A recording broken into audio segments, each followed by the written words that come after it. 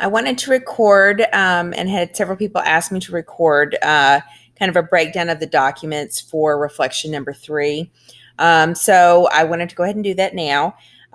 You can, of course, remember that you're going to the primary source reader, not just American Yawp. So it should absolutely have reader attached to it. Sorry, that's my Yorkie. And just, anyway, sorry. So to start with, I'm going to look at the documents, and then we'll come back and we'll look at the writings.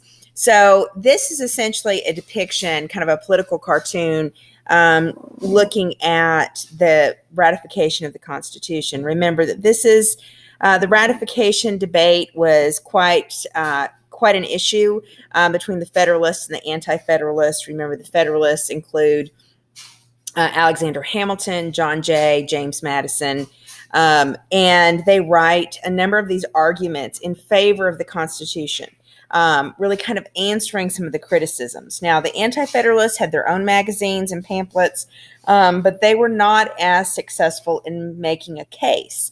And of course, part of that has to do with the structure of getting the Constitution out there, the ratification committees at each state level, and the fact that you'd had chaos with Shays' Rebellion, that kind of thing, and problems with the country existing in general. So you clearly see that there's a buildup towards the Constitution. The crumbling pillar, of course, is going to be Rhode Island, and it says, the foundations are good, but it may yet be saved. I'm talking about Rhode Island. And again, this idea, 11 stars in quick succession, 11 columns strike our wondering eyes. Columbia's boast and freedom's hallowed home. Here the arts shall in glorious splendor shine. Talking about agriculture and commerce. These very things that American society kind of valued. So it kind of gives you a sense for how important the ratification of the Constitution was. This one as well kind of pokes fun at Thomas Jefferson and his kind of blind support of France.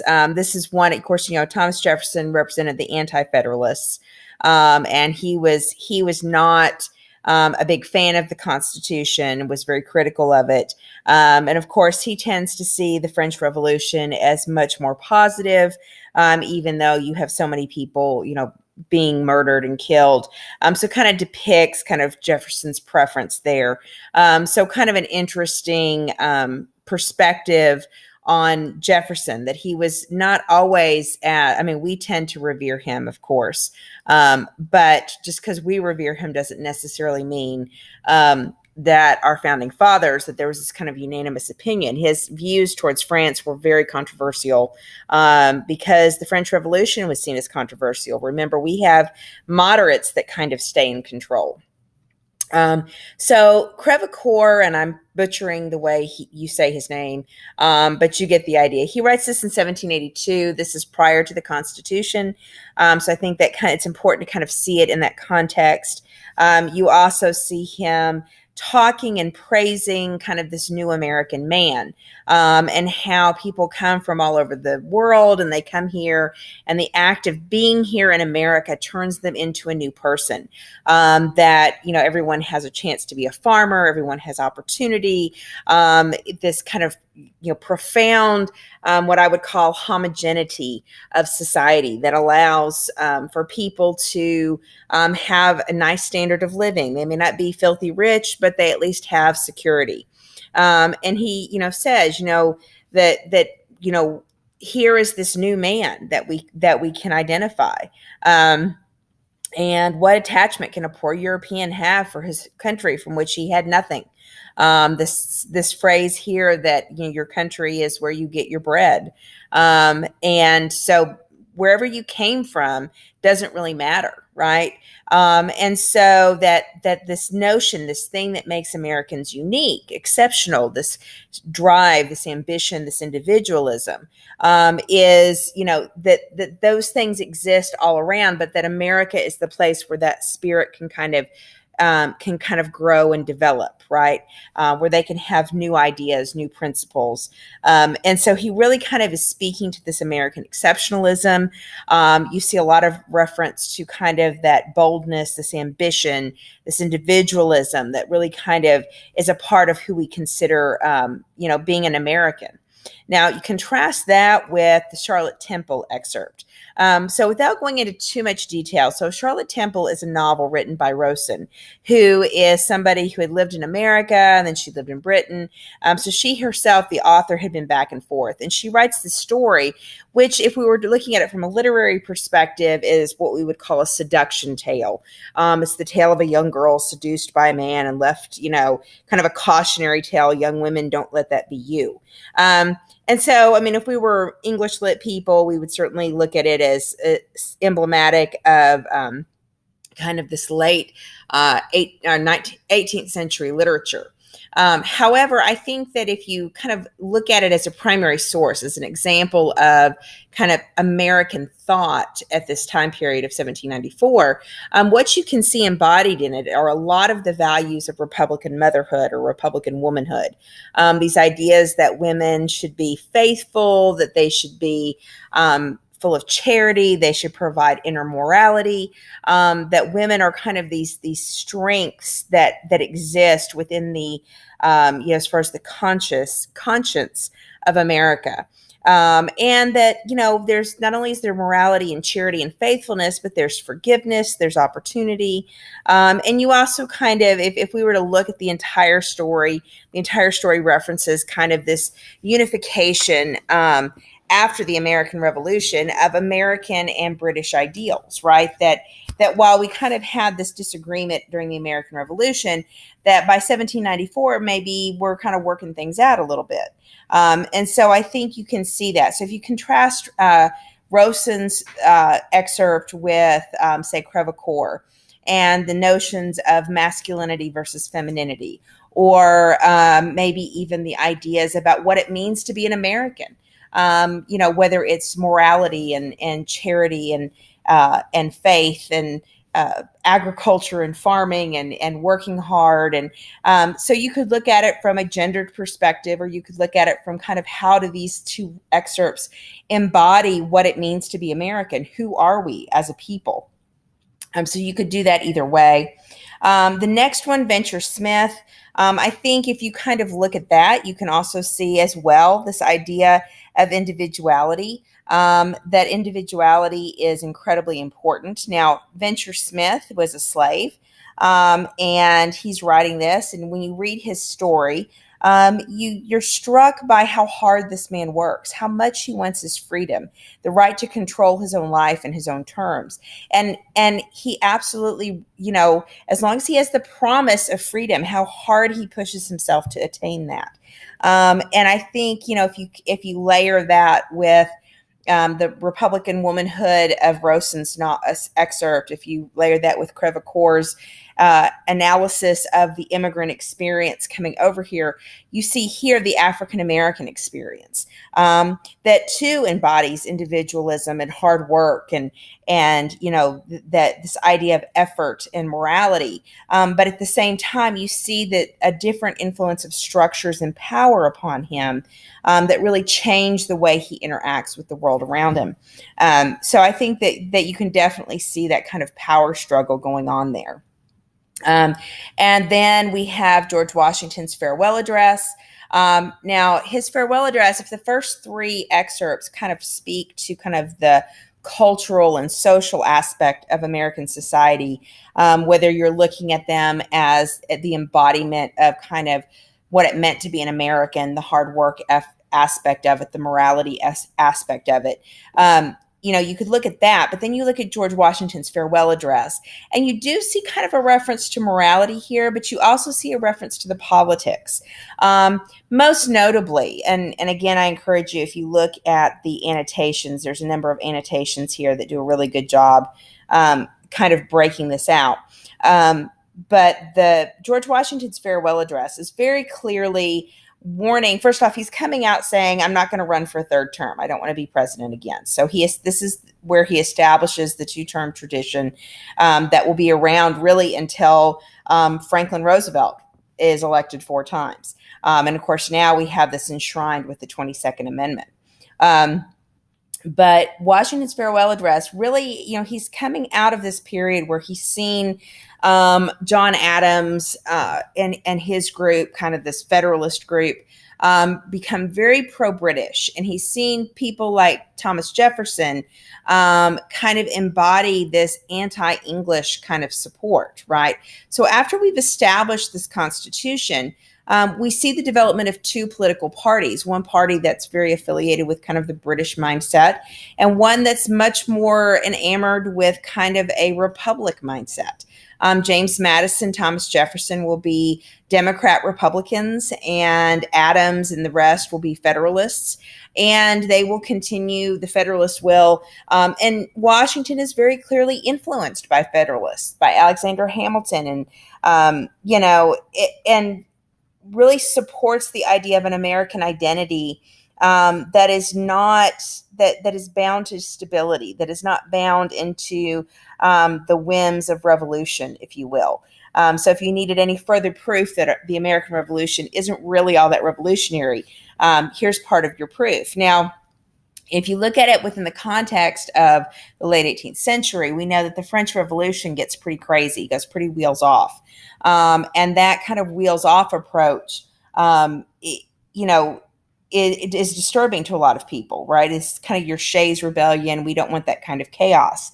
And that's definitely something that we should be concerned about. Now, Washington starts to refer to these political parties and warning people of the dangers of letting divisions, whether these divisions between North and South, East and West, whether it's divisions between political parties. What he's saying is, regardless, we need to be very careful that human beings have a nasty tendency to want to group themselves by certain categories, and that the domination of one party or faction over another tends to be full of revenge, can actually break apart countries, can lead to despotism, that because it will lead to bad government, people will turn to absolute power of an individual.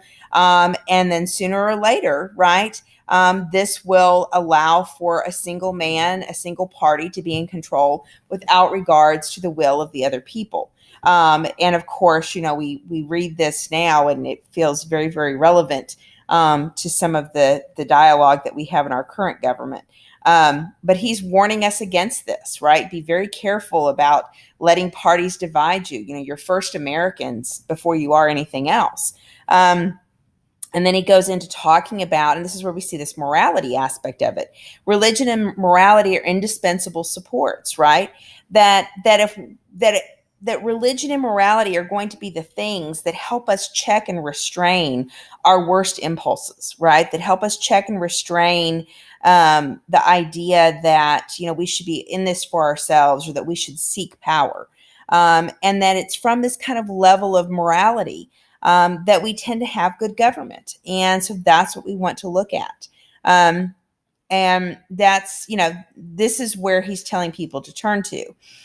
So again, you see this influence of morality in American government and who we are as Americans. You also see him really pushing back against the ideas of foreign influence. Don't let foreign nations cause us to dislike one another. Again, very relevant, right? Don't let other countries push us into siding against one another or seeing each other as dangerous. That real patriots will resist intrigues by foreign nations. And that the most we want to do is just have commercial relations. So trade is perfectly fine, but we don't want to be politically tied to other countries. So this will ultimately, that little phrase right there will be used to justify rejection of the Treaty of Versailles after World War I.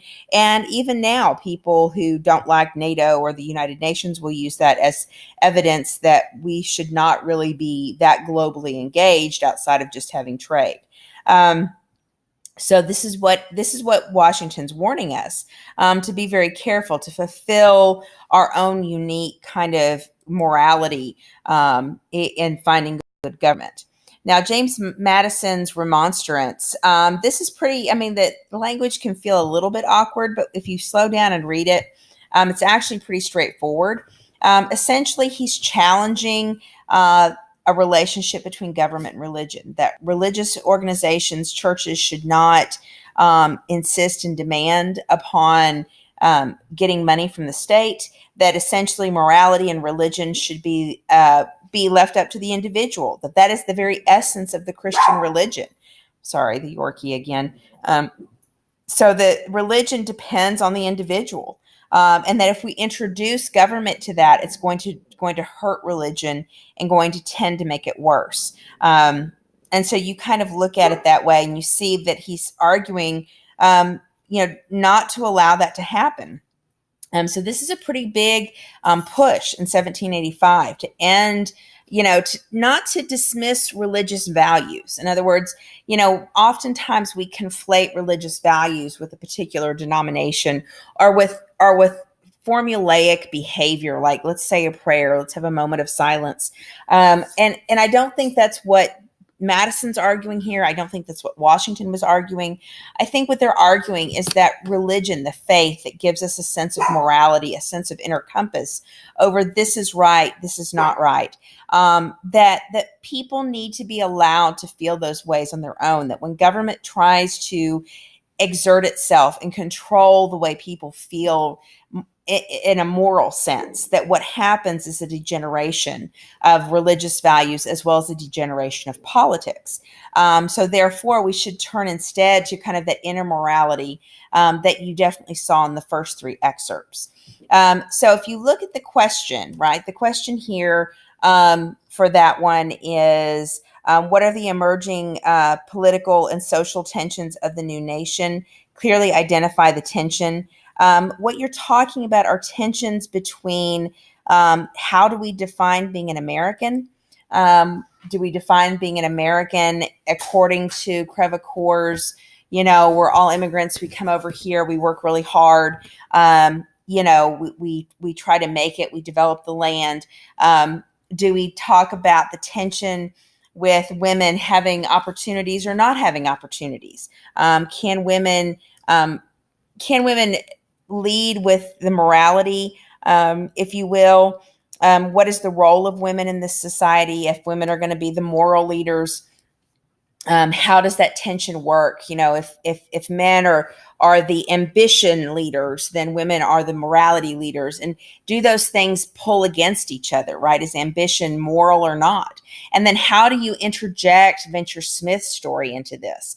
How do you interject him trying to achieve his own freedom within a system that is relying on slave labor to help develop the West, right? That embodies the very aspiration that Crevecoeur talks about. And so I think that you see tension going on between these three groups. So again, you could identify it as, African Americans, women, white males. You could identify it as the tension between, or maybe immigrants, the tension between how do we define the morality of America? Is morality, trying to gain your freedom through hard work? Is morality not making, bad choices? Is morality kind of, the sense of opportunity that we have? Where does that come from? So you've got kind of a tension that's implied underneath there. And then if you look at Washington and Madison, you see them talking about the concepts about good government, that good government should avoid political parties, that good government should avoid too much entanglement with foreign powers, that good government should avoid being tied down to religion. So you could definitely see that if you think about the presence or the cartoon with Jefferson, kind of that attachment to a foreign power and how negative that could be. So you could definitely look at that, the idea that the Constitution, the sense of individuality within unity, and how we see that between the first three excerpts. You could even find a trend towards religion throughout all of these documents, including, a couple of the pictures. You have this idea of religion and morality, and how does it weave its way through these different groups and different excerpts in a way that doesn't necessarily, like I said, it does create a tension. Is the morality of Crevecoeur and his opportunism? and his particular, European male view. How does that fit with women and women being taken advantage of, and women having to embody the morality of the home? What about Venture Smith trying to work his way, the morality of hard work? George Washington talking about religion and morality being the thing that creates good government, and prevents these unhealthy attachments to another party or another country. And then, of course, you've got Jefferson on the altar of France, right? And that kind of religious symbolism that he's sacrificing our Constitution by favoring another country. And then, of course, Madison coming in and saying, religion is supposed to be private. It's not supposed to be connected to our government. So this is why we need to embrace kind of this independence of thought. So there's a couple ways you could examine these documents and look for tensions between the groups, between what they represent. Like I said, you could find a common theme throughout all of them. You could kind of break it up into two themes if you wanted to. So just kind of look at the documents. Again, focus on connections between documents, either through comparison, contrast, grouping them. These documents refer to this, these documents refer to that, finding a common theme or message within the selection of documents, and most importantly, connecting them to the context that you're hearing in class, or the context that's in the textbook portion. Sometimes the textbook portion refers to these documents, so you can always use that as a reference, but you're trying to connect it to the context. Again, the time period of all these documents that exist from 1782 to like 1794, 95. This represents this early period in the country when you're starting to have tensions with France and Britain, and the emergence of political parties here at home, and this pressure to move westward, and debates about slavery are beginning to bubble up. So if we're talking about what those things look like, put it in that context in order to understand it. So I hope this helps you. If you're specifically looking at chapter 6, I'm going to record one for chapter 8. So if you're trying to decide between them, you might listen to that too. Or if you know for sure this is the one you want, then there you go.